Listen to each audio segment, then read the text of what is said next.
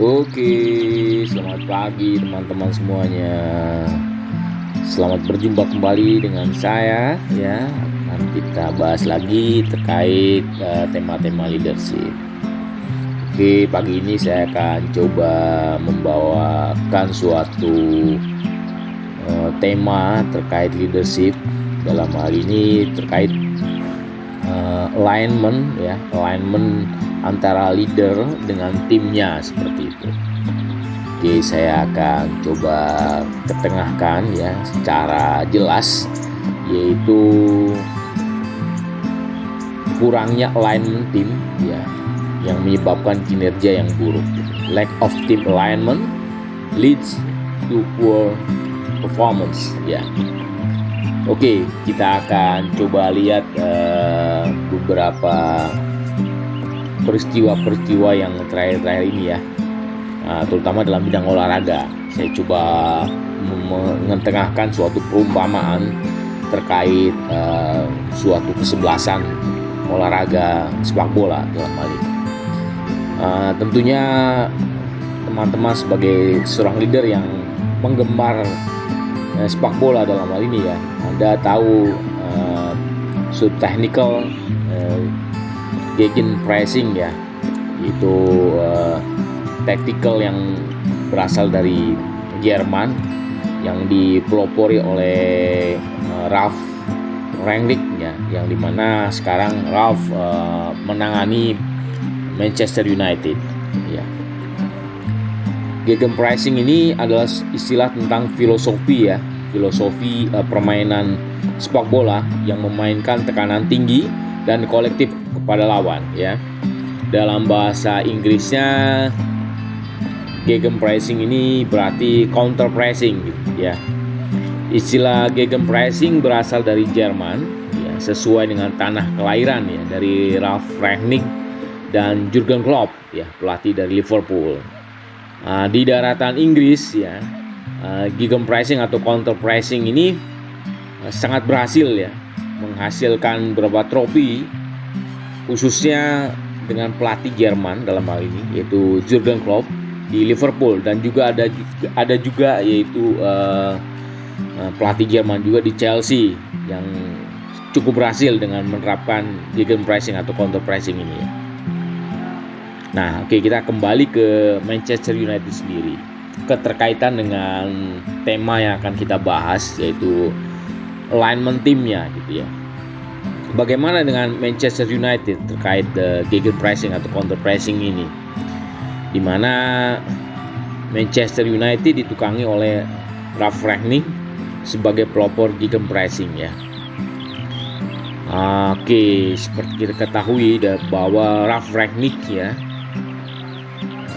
telah berkepala dingin dan jujur ya dalam konferensi pers terakhirnya setelah Manchester United mengalahkan Spurs 3-2 ya. Dia kalau kita lihat ya, sejak dia tiba di Old Trafford dan setelah dia melihat Cristiano Ronaldo CR7 menciptakan hat-trick ya ke gawang Spurs, di mana penyerang Portugal ini ya, Cristiano Ronaldo tampil secara sensasional melawan Spurs saat ia mencetak gol kemenangan dengan sundulan yang luar biasa melewati Hugo Lloris ya. Rangnick ya memuji strikernya dan menggambarkan penampilannya sebagai yang terbaik sejak dia menjadi bos sementara pada bulan Desember tahun lalu. Dia mengatakan ya, Rangnick ini dia membuat perbedaan tentu saja dengan 3 golnya, tetapi bukan hanya karena 3 golnya itu adalah penampilan terbaiknya sejak saya tiba di Old Trafford, di dalam dan di luar sepak bola. Rangnick mengatakan seperti itu. Kemudian juga mengatakan dia seluruh tim menunjukkan reaksi yang cukup bagus ya, yang diharapkan oleh dia setelah babak kedua ini, dalam hal ini waktu menghadapi derby ya Manchester City di Etihad. Dan bisa kita lihat pada saat melawan Spurs ya, euforia kemudian spiritnya itu kembali setelah 2 gol penyimbang yang menunjukkan mentalitas timnya pada saat itu, ya.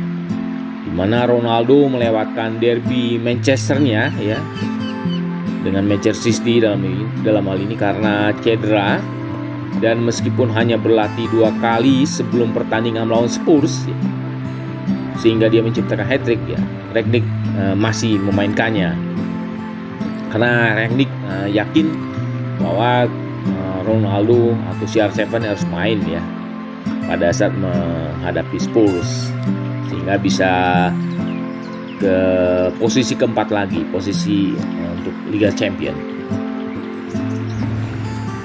Dia mengatakan Rangnick dalam hal ini, ya, pada saat sesi latihan dia mengatakan bahwa ada untungnya juga gitu, ya. Ronaldo nggak ikut derby dengan Manchester, ya, di mana CR7 pulang, ya, ke Portugal selama 3 hari, kemudian tidak ikut latihan selama 2 hari. Jadi Rangnick mengatakan, wah, mungkin ini perlu ada stretching, ya, ada istirahat untuk Ronaldo sehingga benar-benar on fire pada saat menghadapi Spurs. Candanya seperti itu. Jadi mungkin tidak hanya CR7 saja, semua pemain-pemainnya, ya, dari Manchester United ini dimana perlu adanya stretching atau istirahat yang cukup, ya, sehingga mereka bisa on fire pada saat pertandingan berikutnya. Nah, kalau kita analogikan, ya, dari peristiwa olahraga tadi, sepak bola, ya, kalau kita kembali ke konsep-konsep atau dari implementasi atau foundation dari leadership, ya, dari contoh olahraga sepak bola tadi dalam Manchester United, banyak leader yang frustasi, ya, teman-teman leader, dengan kegagalan timnya untuk menjalankan strateginya, ya. Mereka kebingungan gitu, ya.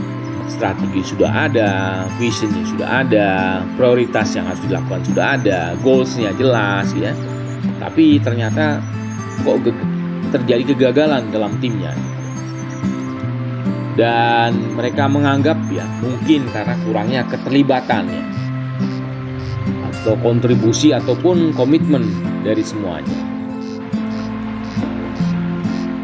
Tapi kalau dianalisa lebih dalam lagi, dari banyak kasus yang terjadi, ya, antara leader dengan timnya, itu karena kurangnya alignment, ya, atau keselarasan atau harmonisasi, ya, dalam tim.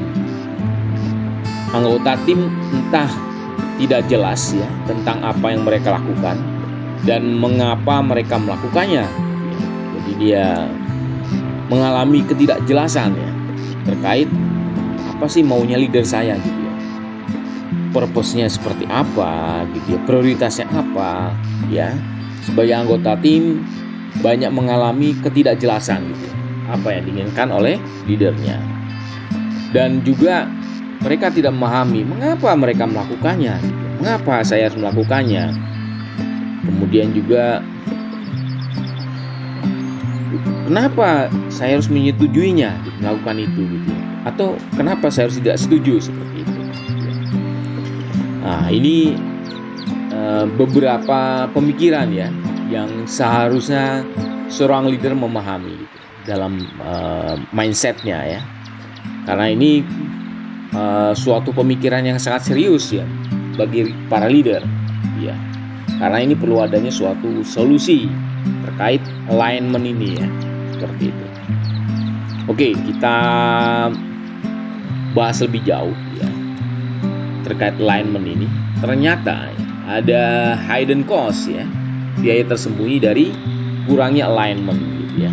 Ada hidden cost dari lack of alignment, gitu, ya. Nah, seperti dalam pembahasan tema-tema leadership sebelumnya, saya selalu menekankan terkait develop yourself and develop your people, gitu, ya. Jadi Anda harus membangun dulu diri Anda gitu. Dari sisi leadershipnya seperti apa. Kalau namanya leader itu kan, leader itu energize the people gitu ya. Nah, kalau manager itu manage things ya. Jadi kalau bisa kita katakan leader itu lebih di atas dari seorang manager. Develop yourself. Anda terus mengembangkan diri sendiri gitu. Apa yang dikembangkan?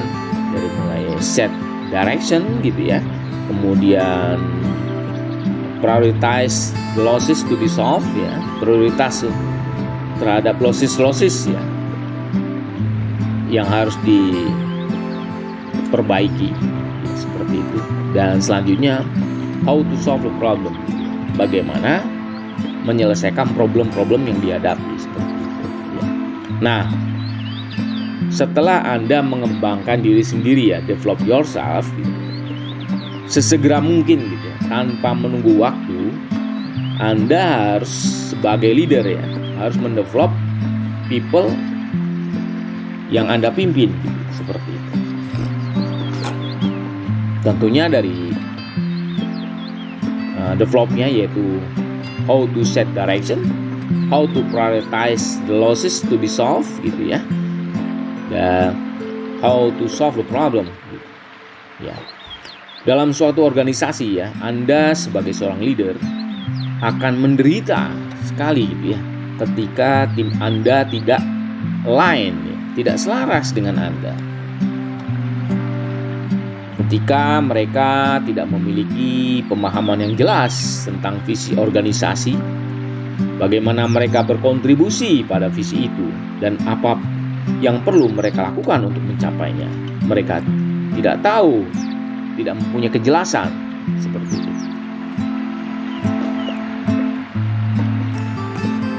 Mayoritas suatu organisasi jarang berfokus pada mengalainkan ya people, orang-orang yang ada di dalamnya dengan goals-nya, dengan tujuannya.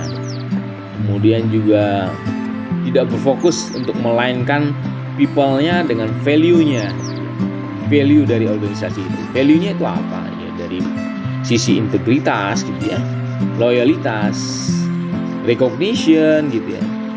Recognition yang memang benar-benar memberikan recognition, honestly recognition, honestly reward for excellent performance gitu ya, dan juga fully support.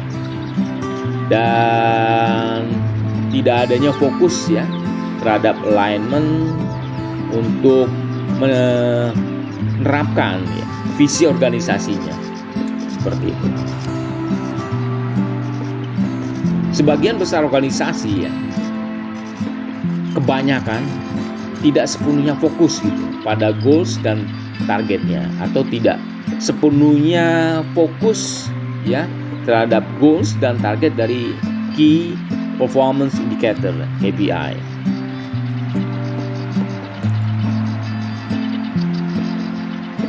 Nah, cost-nya apa nih? Cost-nya bagi organisasi ya, karena gagal mengalainkan leader dan timnya dengan goals-nya, value-nya, dan visinya adalah kurangnya inspirasi dan keterlibatan di dalamnya. Di mana KPI yang mereka buat gitu ya, tidak menginspirasi orang gitu ya. Bagaimana mencapai tujuan, goals-nya, value-nya, kemudian visinya yang seharusnya dirancang dengan baik. Kemudian tidak pernah berfokus ya bagaimana para leader ya, di organisasi Anda sekalian sebagai seorang leader dapat memberikan arahan untuk tim mereka, karena mereka sendiri tidak jelas gitu.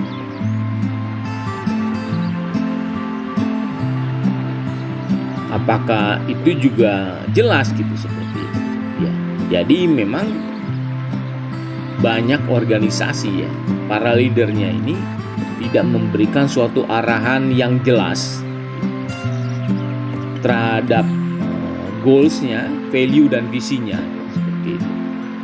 Atau juga untuk melihat apakah ya, timnya itu melakukannya dengan setengah hati, atau bisa kita katakan sebenarnya mereka tidak setuju dengan visinya. Bayangkan ya teman-teman leader, kalau seandainya ini terjadi, ini bisa kita katakan sebagai suatu kelumpuhan ya. Kelumpuhan jadi suatu organisasi, di mana ini akan menimpa semua orang di organisasi yang akhirnya terjadilah kebuntuan. Nah, kalau sudah terjadi kebuntuan, ya bagaimana lagi mau mencapai KPI? Ya. Apalagi misalnya ditargetkan untuk dalam kurun waktu tertentu. Apakah itu dalam 3 bulan, 6 bulan gitu ya, harus tercapai KPI-nya. Kalau misalnya terjadi kebuntuan, ya sangat susah diharapkan seperti itu. Nah, itu akan menimbulkan ya suatu kebingungan pastinya ya, atau confuse terhadap semua tim yang ada di bawahnya, dan bisa jadi terjadi masa bodoh gitu ya, masa bodoh, dan mungkin potensi turnover atau resignation ya, resign yang tidak semestinya terjadi. Oke, kita ingin melihat nih, terus bagaimana caranya kita melihat apakah level-level ya atau tingkatan dari alignment dari seorang leader, di mana dia harus mempunyai prioritas gitu ya, kemudian juga dia harus mempunyai goals gitu, kemudian juga dia mempunyai maksud ya, atau purpose ya, dari organisasinya, kemudian bagaimana dia mempunyai visi, dia mempunyai value ya, atau goals seperti itu. Nah, ini harus kita lihat apakah semua yang diharapkan oleh leader ini tertransformasi dengan baik ya, sehingga tim yang ada di bawahnya itu, yang dipimpinnya gitu ya, mempunyai suatu kejelasan terhadap apa yang diharapkan tadi, terhadap value-nya gitu ya, terhadap prioritasnya, terhadap purpose-nya ya, terhadap goals-nya, terhadap value-nya, terhadap visinya tadi ya. Itu perlu kita lihat tingkat-tingkat keselarasannya, alignment-nya, tingkat harmonisasinya seperti apa, karena ini akan menjadi suatu feedback gitu ya, kelemahannya, weakness dari seorang leadernya itu ada di mana. Nah, ini yang paling penting dari suatu alignment. Jadi dalam hal ini alignment harus dapat diukur gitu ya, dan dapat dianalisis seperti itu. Anda ya sebagai seorang leader seharusnya dapat mengukur tingkat alignment yang ada pada saat ini dengan cukup mudah. Ya, oke. Dengan kita melakukan measurement atau pengukuran tingkat alignment, itu dapat menentukan ya secara persis di mana masalahnya terletak, sehingga Anda dapat mengambil tindakan. Sebagai contoh ya, Anda sebagai seorang leader dapat melakukan survei level alignment secara periodik ya, baik terkait pemahaman ya, kejelasan dari kategori-kategori leadershipnya tadi ya. Apakah tim itu mengatakan dengan clear ya, dengan jelas, saya memahami dengan jelas atau tidak, atau juga saya setuju atau tidak ya, terhadap beberapa kategorinya, dari mulai prioritas ya, roles-nya ya, perannya, kemudian purpose-nya atau objektif, value, visi dan goals-nya, yang tentunya bisa dilakukan ya dengan rentang waktu atau periodenya itu bisa kita katakan periodenya sangat kerap gitu ya, sering dilakukan survei atau jarang, tergantung hasil alignment-nya, weakness-nya di mana gitu ya. Nah, ini untuk bisa kita tentukan terhadap periodik dari surveinya ya. Contoh, misalnya sudah dilakukan survei, setelah digrafikan gitu ya, dibuatkan mungkin semacam pie chart gitu ya, di mana akan menunjukkan suatu persepsi tentang tingkat pemahaman ya, kejelasan ya, dan juga tingkat ketersetujuannya gitu ya dari timnya terhadap kategori-kategori tadi ya, dari prioritasnya, roles-nya, perannya ya, purpose-nya, value, nilai, visi, dan goals-nya. Nah, ini tingkat alignment-nya dengan tim yang dipimpinnya itu sejauh mana.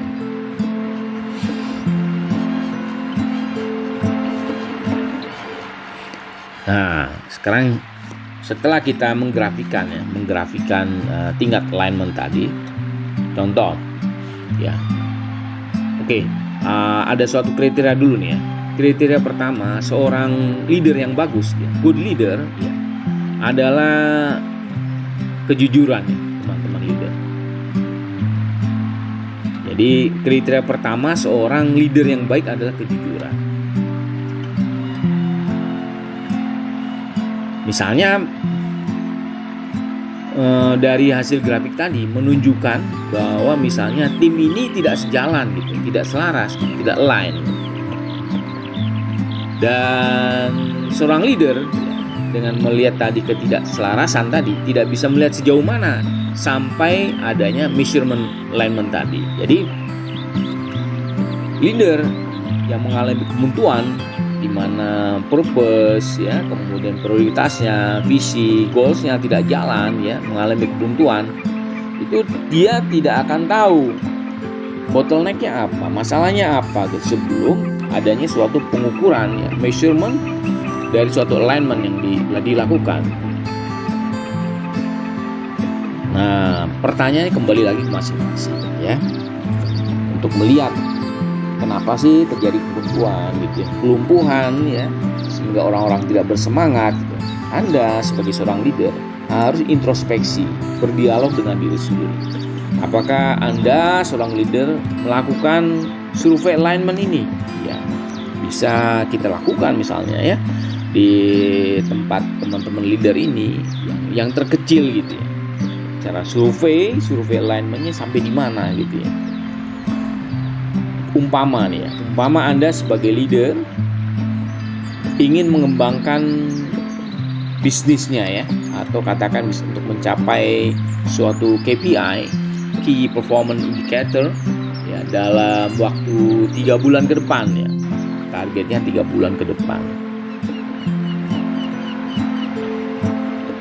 Tapi Anda sebagai seorang leader ya, mempunyai target 3 bulan ke depan harus tercapai. Nah, yang dilakukan hanya bagaimana benar-benar semua orang support ya, support baik itu terkait bagaimana mencapainya, semuanya support tanpa melihat tingkat alignment dari masing-masing kategorinya tadi ya, kategori dari visinya, goalsnya ya, prioritasnya seperti itu. Nah, tentunya akan terjadi dengan pastinya ya suatu kegagalan yang konsisten untuk melaksanakan setiap action untuk mencapai goals dan targetnya ya teman-teman. Nah, tentunya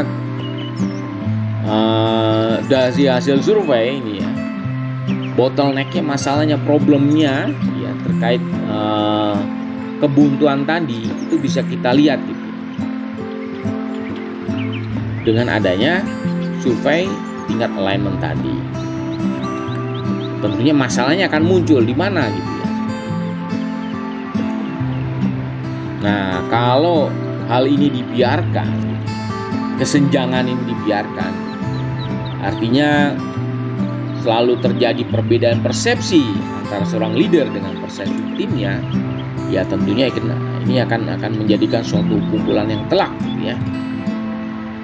Dan kadangkala seorang leader selalu menilai dirinya sendiri ya tentang kemampuannya untuk berkomunikasi. Jadi mengatakan egonya mungkin ya, arogansinya gitu ya. Dari seorang leader, saya sudah mengkomunikasikan semuanya ya terkait kategori-kategori untuk pencapaian goalsnya ya tadi, prioritasnya, purpose-nya tadi, visinya, value-nya tadi ya.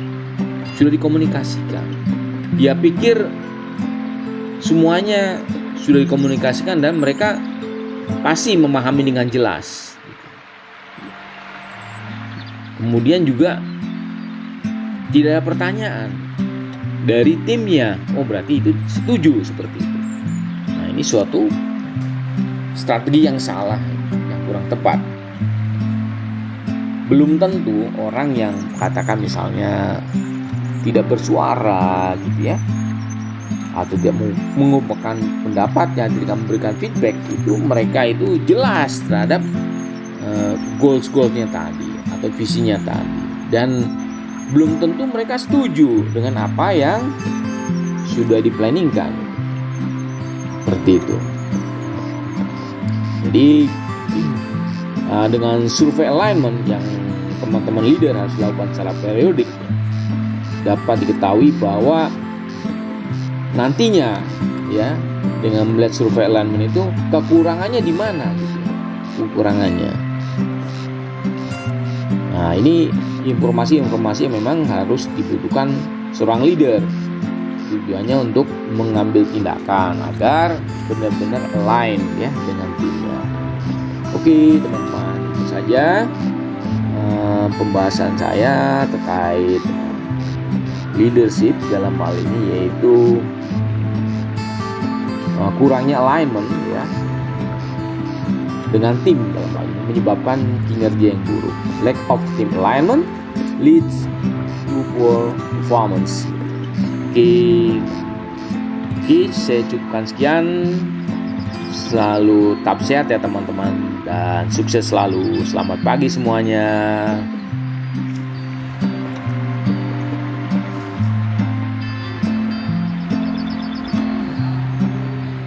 Oke, selamat pagi teman-teman semuanya. Selamat berjumpa kembali dengan saya ya. Nanti kita bahas lagi terkait tema-tema leadership. Oke, pagi ini saya akan coba membawakan suatu tema terkait leadership. Dalam hal ini terkait alignment ya, alignment antara leader dengan timnya seperti itu. Oke, saya akan coba ketengahkan ya secara jelas, yaitu kurangnya alignment tim ya yang menyebabkan kinerja yang buruk. Lack of team alignment leads to poor performance ya. Oke, kita akan coba lihat beberapa peristiwa-peristiwa yang terakhir ini ya, terutama dalam bidang olahraga. Saya coba mengetengahkan suatu perumpamaan terkait suatu kesebelasan olahraga sepak bola dalam hal ini. Tentunya teman-teman sebagai seorang leader yang menggemar sepak bola dalam hal ini ya, Anda tahu technical gegen pressing ya, itu tactical yang berasal dari Jerman yang dipelopori oleh Ralf Rangnick ya, yang dimana sekarang Ralf menangani Manchester United ya. Gegen pressing ini adalah istilah tentang filosofi ya, filosofi permainan sepak bola yang memainkan tekanan tinggi dan kolektif pada lawan ya.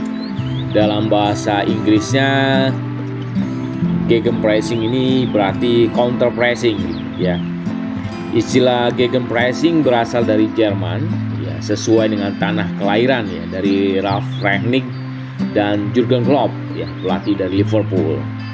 Di daratan Inggris ya, gegen pressing atau counter pressing ini sangat berhasil ya, menghasilkan beberapa trofi, khususnya dengan pelatih Jerman dalam hal ini yaitu Jurgen Klopp di Liverpool, dan juga ada juga yaitu pelatih Jerman juga di Chelsea yang cukup berhasil dengan menerapkan gegenpressing atau counter pressing ini ya.